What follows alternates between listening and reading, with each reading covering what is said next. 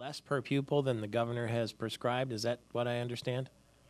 Yeah, the Appropriations Committee, especially Senator Roger Kahn, the Appropriations Chair, and Howard Walker, the K-12 Chair, working with the rest of the Appropriations Committees over the last few weeks, went through their budgets with a fine-tooth comb and found some more monies and said, K-12 has always been a priority of this caucus.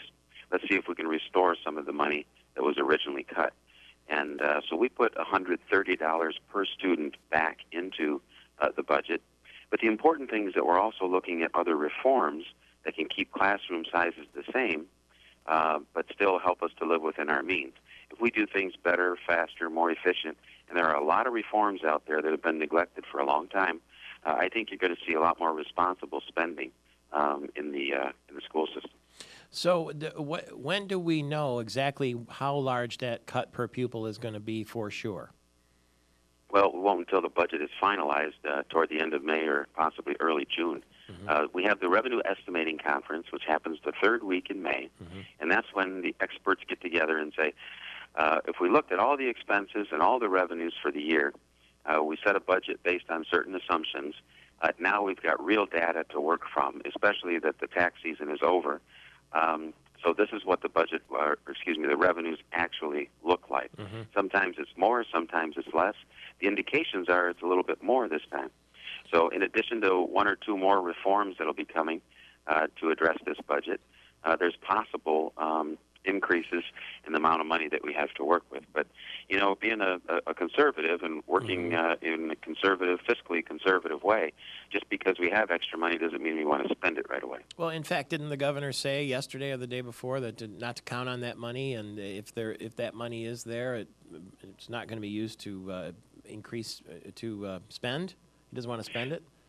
Well, I have a lot of respect for the governor and work very well with him, but it's a decision that the legislature will make, the House, the Senate, and the governor, and we're going to take a look and see if that can be that money, how much there is, first of all, and then how do we use it responsibly. There are a lot of potential suggestions anytime somebody says there's extra money in Lansing, for crying out loud. Everybody's got a way to spend it. It gets spent about 8 or 9 times in theory.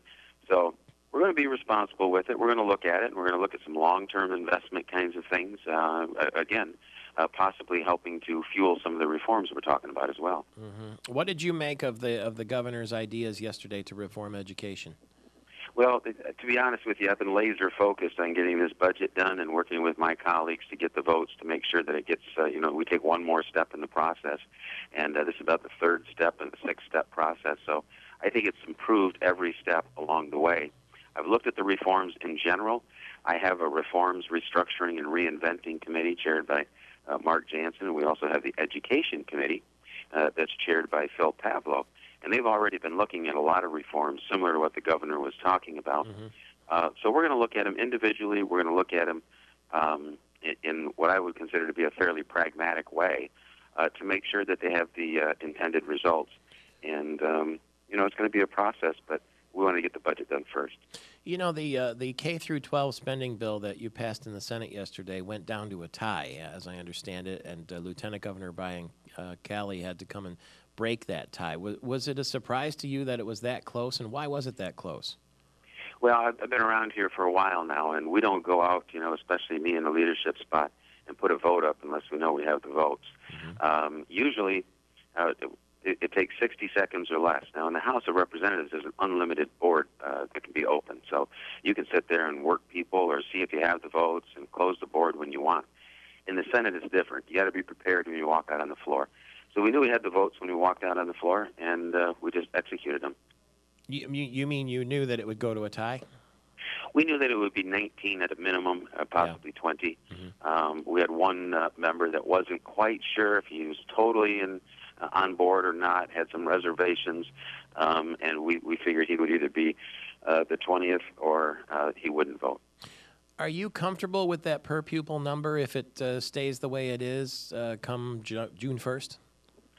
I'm never comfortable with going. Change is tough, and we are going to have to change the way we do things.